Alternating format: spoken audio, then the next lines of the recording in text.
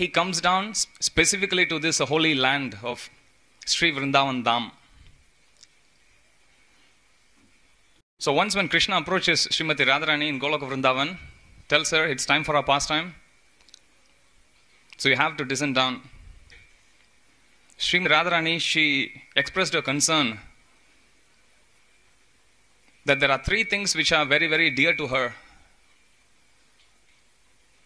One is the Vrindavan Dham itself, second is river Yamuna, and the third is, take a guess, Govardhan, Giriraj Govardhan ki jai. So when Krishna asks her to descend down,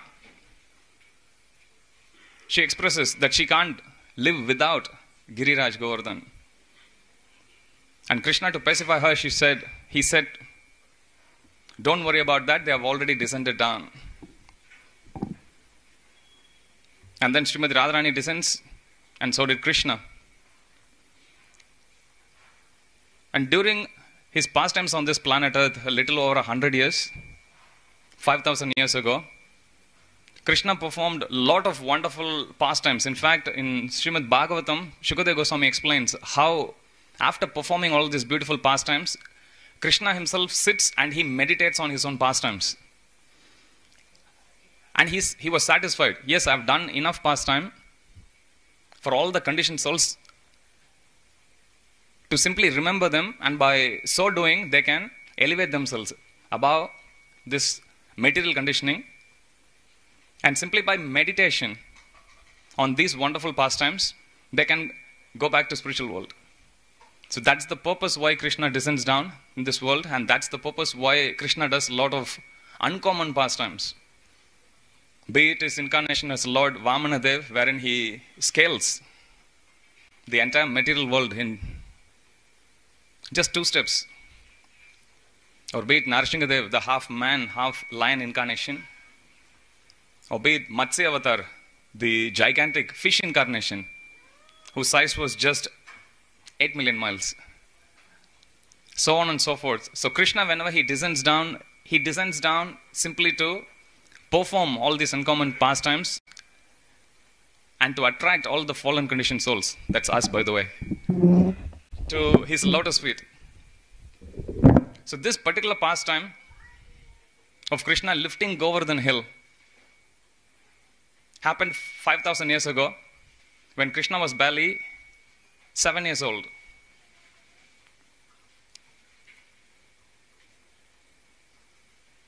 For a superficial spiritual practitioner of Vedic culture, the worship of God, the worship of demigod, as well as the worship of Supreme Personality of Godhead stands on the same platform. Whereas if we turn to the pages of Bhagavad Gita and Srimad Bhagavatam, we clearly understand that there is a grade. Just like in any company, there will be a gradation, there will be a hierarchy. There will be the CEO, and then there are different department heads, and then people who work under them, team leads, so on and so forth. But sometimes these administrative heads or the demigods in charge for each of these different departments on this world, each of the different demigods, sometimes they forget who they report to. Indra, being the king of demigod, he also once went into such a trip, so to speak. He thought that because he is controlling the rains, and rains are so important for subsistence of any living species or any living entity on this planet, he thought he is the Supreme Lord. And Krishna, being the Paramatma in his heart, he could clearly understand what's going on in the heart of Indra. And as would any concerned leader would do, as would any concerned father would do, Krishna took this opportunity wherein he simultaneously lifted Govardhan hill and he crushed Indra's pride also. So it so happened that one day Nanda Maharaj, he was performing or making preparations to perform a puja or a worship to Lord Indra. And then when Krishna, who was 7 years old, when he goes and questions or asks his elders the purpose of this puja, they explain this is a tradition and that nobody knew when it started, but they definitely are aware of the purpose. And the purpose is to simply please Lord Indra, so that being pleased with them, he would give them enough rains, and then there'll be enough grasses, enough grains, and the cows can live peacefully, and taking their milk, them being Vaishyas or members of administrative class, they can also live peacefully. Then Krishna convinces Nanda Maharaj using Karma Mimamsa philosophy, telling him that in the oceans, nobody performs any puja to Indra, and nevertheless, they still get ample amount of rain. So Krishna, using that logic, he tells Nanda Maharaj, so it's not this puja or worship that brings the rain. Bringing or giving rain to this material world is a duty of Lord Indra. And then Krishna highlights the contribution of Giriraj Govardhan.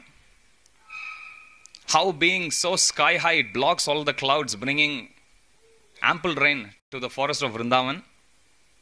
How by having, or how by providing so many juicy grasses to all the cows and the calves, he nourishes. And how by giving all these beautiful, colorful minerals from its rocks, he gives lot of decorative cosmetics to all the gopas and gopis. It's mentioned in the scriptures that even though Giriraj, he is a mountain, he is a hill, nevertheless, whenever Krishna stamps on him, or whenever gopis, they step on him, they'll feel as if they stepped on a sponge. So he was serving them by being so soft and giving such a cushioning effect as they walk on his surface. And Krishna convinces Nanda Maharaj that instead of worshipping Indra, they should start this tradition of worshipping Giriraj Govardhan. Giriraj Govardhan ki. And then because it was the first time which Krishna is introducing the worship of Giriraj, nobody knew how to worship. So Nanda Maharaj asks him to tell them the process how Giriraj should be worshipped. And then Krishna introduces the process. So we can take a lesson from this particular pastime that we can't worship Giriraj in a very speculative way. There is a certain method. In fact, if we look at the history itself, it was Krishna who himself came up with this process. It was Krishna who himself formulated the way how Giriraj should be worshipped. So we should not worship Giriraj in a very speculative way. Prabhupada says that Giriraj, yes, even he is a hill, but he is non-different from Krishna himself. In fact, Giriraj is known as Haridas Varya, technically meaning the topmost of all the devotees of Lord Hari, as well as the devotee of his devotees also. So Giriraj was not worshipping, he was not providing service, he was not serving just to Krishna alone, rather to all the cows who are very dear to Krishna, to all the gopis, as well as to all the gopas. So wherever there is a Krishna, worship of Krishna is incomplete without worship of his devotees. So Krishna explains how all the village men, they should cook food in massive quantity, hills, as we can see today, being wonderfully made and decorated by a lot of devotees, headed by His Grace Sankirtan Narottam Prabhu. And then after the offering finishes, Krishna then tells them they should take all the cows, followed by all the women and children, and followed by all the elderly gopas, and they should walk circumambulating the hill of Giriraj Govardhan. So today is the day when this pastime happened. And as Krishna was leading the worship of Giriraj Govardhan, Indra got very upset. And Indra then summons the cloud, the destructive cloud called Samvartaka, who is usually summoned during the time of cosmic destruction. And his pride having taken a hit, he wanted the land of Vrindavan completely inundated, completely devastated.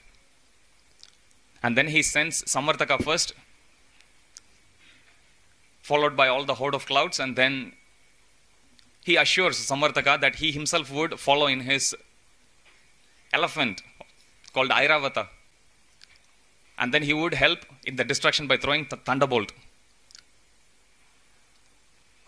So when this whole festival of Giriraj Govardhan Puja finished, they could see all these dark, dense clouds covering, completely engulfing the land of Vrindavan,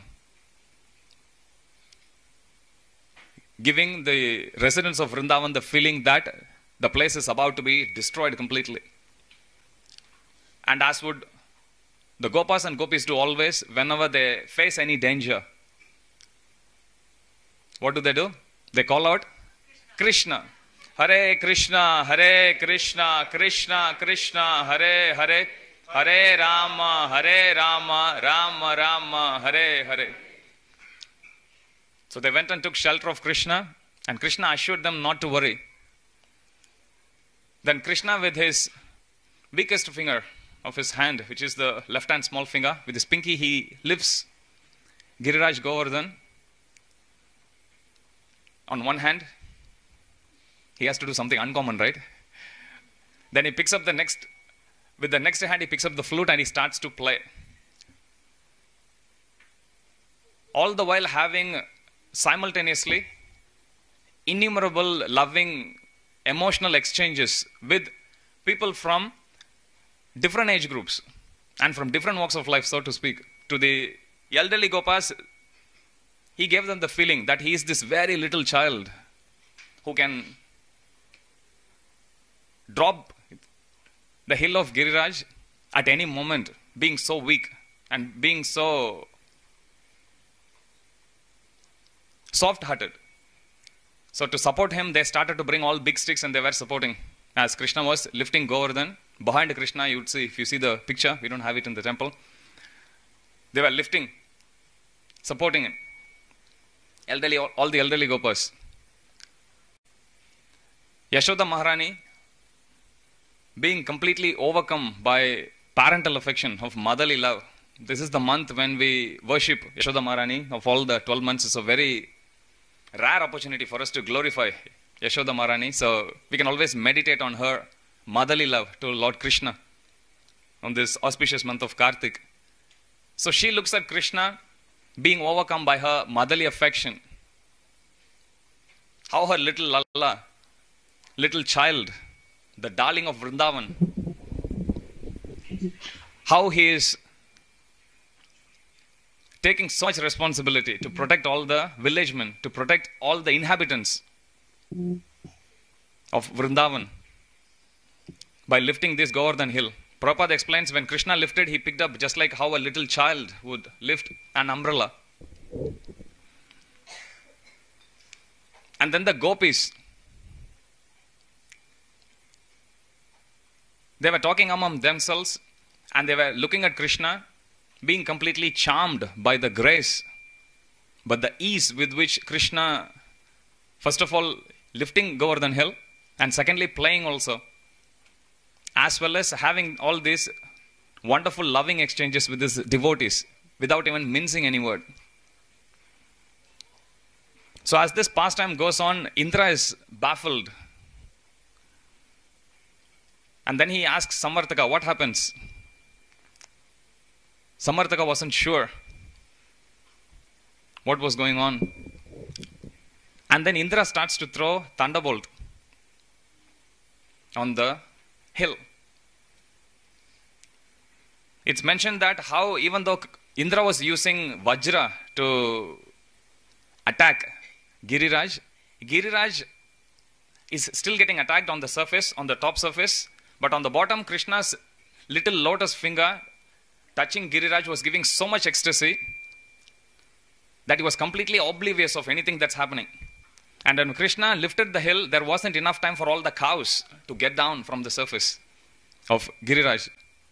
So even they were there, and with that domino effect, first Krishna finger touches Giriraj, Giriraj goes ecstatic, he becomes immune to Vajra, and the cows are on the surface of Giriraj, they also become ecstatic. That's how they also became immune, like electrocution, spiritual electrocution. And then after this pastime goes on for 7 days. At the end of 7 days, Indra comes to senses and he was completely confused. Because never ever in the past had anyone withstood the onslaught of Samvartaka, what to speak of Vajra. And after all, Krishna was this little village cowherd boy. So Indra was completely baffled, and then he goes back to his abode. And there he consults with Brihaspati, who then explains to him that Krishna is none other than the Supreme Personality of Godhead, and that he had gravely offended Krishna by disturbing his devotees as well as the cows. So he should better go back to Vrindavan, taking the help of mother cow, Surabhi cow, and then ask for forgiveness from Krishna. Meanwhile, Krishna, having concluded his pastimes, the inundating rains subsided. Krishna puts Govardhan down. Srila Prabhupada explains in Krishna book how when Krishna placed it, he placed the hill of Govardhan in exactly same spot from where he picked up. Okay, imagine you lift this table. What are the chances that you can drop it in exactly same place? But Krishna did that with such a massive hill. So,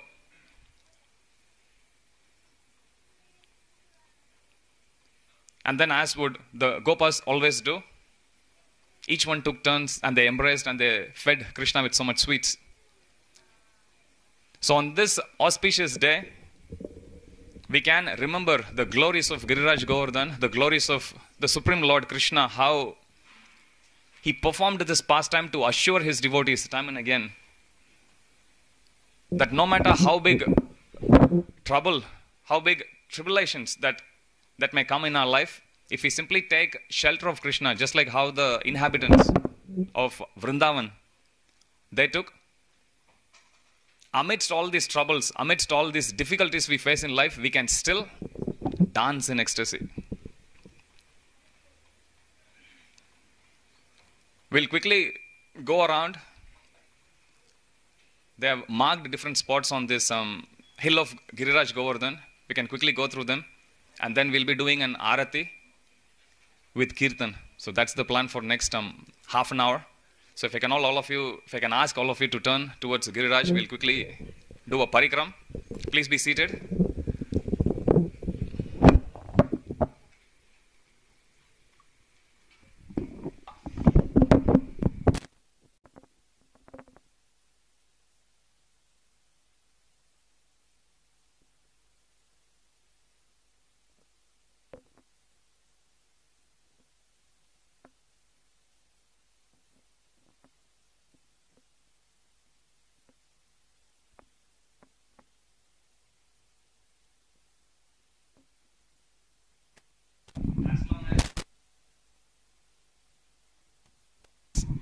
As well as Giriraj visible to our eyes.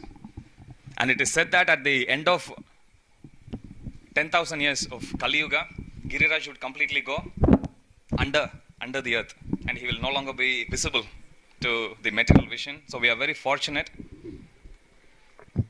to be born on this time when Giriraj is also visible, and so is Mother Ganga. So the whole hill of Giriraj, it resembles the form of peacock. Peacock with its head tugged to its side. So if you look at an aerial view, so that's the shape of Giriraj Govardhan. And Shyamakund and Radhakund, they form the eyes of such a peacock. So we can start from here. So Shyamakund is the place where Krishna, after killing the demon Aristasura, who took the form of bull, he came to attack Krishna, and Krishna kills him. And Prabhupada explains Krishna kills him just like how if you take a wet sponge, you take a mop bucket and you take the mop, how you would stamp on it just to squeeze the water out, Krishna killed him exactly same way. What a comparison. But then when Krishna kills Aristasura, the gopis, they then tell Krishna, because you have killed Aristasura, even though he may be a demon, he took the form of a bull. And killing a cow is very heinous. So they tell Krishna, because you are in a contaminated state, we wouldn't associate with you. And then Krishna then creates Shamakunda, and then he summons all the holy rivers there. And then Krishna takes a bath, and then Krishna then takes the turn to tease the gopis.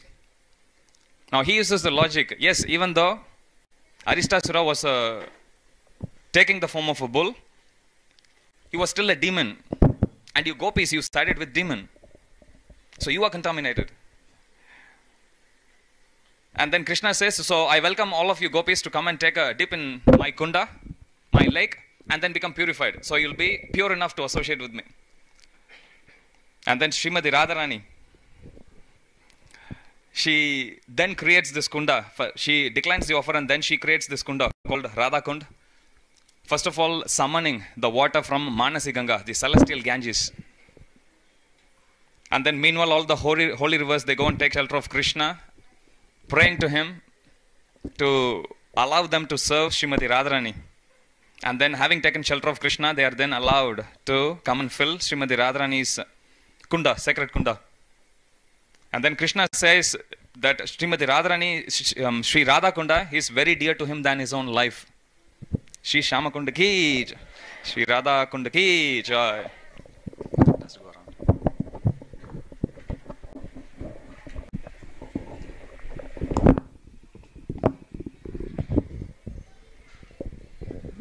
Then we have Kusum Sarovar here. Kusuma is the name of a very fragrant flower. Srimati Radharani used to come with all her girlfriends to come and pick flowers in Kusum Sarovar. There are a lot of pastimes associated with Kusum Sarovar. We don't have much time. But I'll try to highlight on the more principal pastimes. That's the first place where Sri Chaitanya Mahaprabhu, when he visited Vrindavan, that's the first place where he sees Giriraj Govardhan and he goes into ecstasy. He goes and embraces Shila of Giriraj. And in Kusum Sarovar is the place where Sri Narada Muni, he does tapasya, he does austerities, he does penances to be able to see Radha and Krishna. And then being pleased with this austerities, Lalita Shakti, one of the principal Sakis, one of the principal gopis, who is an intimate associate of Srimati Radharani, she then invites him to take a bath there. As soon as he goes into there, he comes out in the form of a gopi by name Naradi. And then she takes her from there to Sri Radha Kunda, and there Narada Muni in the form of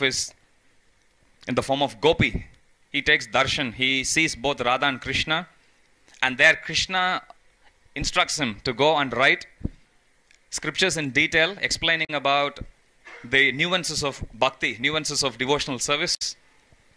And then having taken that instruction on his head, Narada comes back again, dips into Kusum Sarovar, and he comes out as Narada again. Now, Srimad Bhagavatam explains how Narada Muni, he is cursed by Prajapati Daksha, that he can't stay in a place for more than 3 days. But Krishna assures him that because Vrindavan is spiritual world itself, none of the material curses would have any effect on him. So he can stay here for as long as he wants. Time can't touch the holy land of Vrindavan. Vrindavan Dham ki jai. And we see Chakra Tirtha. When Krishna was lifting Govardhan hill, you can visualize the Samartaka cloud is pouring heavy torrents of rain, and there is still immense quantity of water which was still gonna fall down from Giriraj, and it's still gonna inundate the entire land. So what Krishna did was he sent the Sudarshana Chakra, his divine wheel weapon, to hover over Giriraj. So when Samartaka cloud inundates Giriraj takes a full drench, and before even one single drop would fall, the Sudarshana Chakra would dry it, would evaporate it straight away. So even though Samartaka was pouring torrents of rain, even before a single drop of rainwater would fall on the surface, it would be dried up straight away. And then this is the place where Sudarshana Chakra, after completing the assignment, he goes to Krishna again. And then Sudarshana Chakra requests Krishna to give him a place in this holy dham of Vrindavan. And that's the place where Krishna asks him to reside eternally. And we see Uddhava. Uddhava, when he visits the holy land of Vrindavan, seeing the elevated position of all the gopis, he prays to Krishna that he be born as a creeper. And then Krishna fulfills his desire. So he's still in Gulma Rupa. Gulma means a creeper. So Uddhava still resides there, next to Kusum Sarovar. So if you visit Kusum Sarovar, you can still see the deity of Uddhava. In spiritual world, Uddhava, he represents, he's a personification of all the festivals. So wherever there is Uddhava, there will always be chanting Hare Krishna, Krishna Krishna, Hare Hare, Hare Rama, Rama Rama, Hare Hare. So that's Uddhava. We have Narada Kunda. Narada Kunda is the place where, after taking instruction from Krishna, sage Narada, he comes there and he writes Narada Bhakti Shudra. So that's Narada Kund. Rasastali, that's the place where Krishna dances with all the gopis, simultaneously expanding into as many gopis as they were. And then he personally reciprocates with all of them. Anior village, that's the village where Madhavendra Puri, he discovered the Gopal deity. The deity that's in Nadwara now, Srinathji. Govinda Kunda, after the pastime of Krishna lifting Govardhan hill, Indra feeling very morose, he then takes the help of Shurabhi cow, following the advice of Indra, rather Brahma. And then Shurabhi cow goes there and she prays on behalf of Krishna, on behalf of Indra rather. And then Indra, taking the help of Shurabhi cow as well as Airavata, he bathes Krishna with the water of celestial Ganges as well as with the milk, the nectarian milk of Shurabhi cow. So Govinda Kund, so whatever Charanamrit or whatever milk and Ganges water that washed the body of Krishna, they formed this lake and it's called as Govinda Kund. Mani Kandali cave.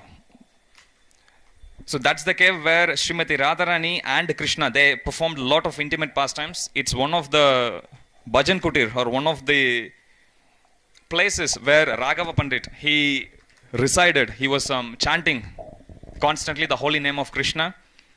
And whenever any devotee from Bengal, he would visit Vrindavan, he would take them, that was his base, he would take them all around Vrindavan and he would take them on parikrama around this forest of Vrindavan, especially around Giriraj Govardhan. We see Manasi Ganga. Once Nanda Maharaj was hearing the glories of Mother Ganges, and there was one pastime that's given in the Puranas which explains the glory of Mother Ganga. How once the celestial bird of Garuda, named Garuda, he was carrying a snake, because that's his food. But he was flying on top of Ganga when a slightest portion of the snake's body touched Mother Ganga, and that was enough for the snake to get liberated straight away. So Garuda, instead of carrying the snake, immediately carried the 400 form, the liberated form, went straight to the spiritual world. So when Nanda Maharaj came to know about it, Nanda Maharaj was wanting to go to Ganga. And then Krishna invites Nanda Maharaj to come and take bath in Manasi Ganga. And to convince Nanda Maharaj about the position of Manasi Ganga, he summons Mother Ganga herself, who comes in front of Nanda Maharaj and all the hordes of other elderly Gopas and assures them that this is non-different from Ganga. There are a lot of pastimes that happened in Manasi Ganga. There was one other demon which Krishna killed by name Vatsasura, one who came in the form of a small calf. And after killing that, all the Gopa friends, they ask him to take a bath. So Krishna creates Manasi Ganga and he takes bath from there. There's Narasimha temple here. Indra Kunda. Indra Kunda is the place where Lord Indra, even after bathing Krishna with the celestial Ganges water as well as with the nectarian milk of Surabhi cow, he was still not satisfied because he's feeling so morose. The more he meditated on the gravity of the sin he committed, it made him more restless. So what Indra did is he went, caught hold of Krishna's feet, put his head there, and he was bathing Krishna with his tears. So the tears of Indra, which bathed the lotus feet of Krishna, then formed this beautiful pond, and it's called Indra Kunda. We see Surabhi Kund. Surabhi Kund is the place where Mother Cow, on the request of Indra, this is the exact location where she offered her prayers to Krishna to forgive Indra. There is Airavat's footprint, so there is a spot on the body of Giriraj that has got the footprint of Airavata. Airavata is the elephant carrier of Indra. Airavat Kund, when Airavata was taking water from celestial Ganges, it's mentioned Airavat, he has with this long tusk, you call the tusk? Trunk. With the trunk, he took all the water from Manasi Ganga, but in order for Indra to properly bathe, he felt that he may not actually carry enough water. So he created a kunda, he created a lake, and he stored all the water from Manasi Ganga. So that place is Airavat Kund. Mukaravinda, that's the place where the lotus face as well as the crown of Giriraj Govardhan is visible even till date. Radharani's footprint. On top of, usually the gopis, if they want to cross Giriraj Govardhan, instead of going a roundabout way, they would climb up to go. And there is a narrow pathway where Krishna would position himself along with his intimate Gopa friends. Shubal, Madhumangal, everyone, you can see Madhumangal there. And Krishna would stop them, asking them to pay tax. So that's Krishna Vedi or Dana Vedi. So in that location is footprint of Srimati Radharani, and there is footprint of Krishna as well. So that's our quick parikrama of Giriraj Govardhan. So may I request everyone to please stand up. We are going to do an arati now. And as we do the arati, please circumambulate around Giriraj Govardhan. Please don't stand in one place because it stops the crowd. Please give everyone an opportunity. Try to circumambulate Giriraj Govardhan. Giriraj Govardhan ki, Shri Radha Gopinath Bhagwan ki, Shri Jagannath Baladev Subhadra Maharani ki, Shri Gaur Nitai ki, Jai Nitai Gaura Premanande.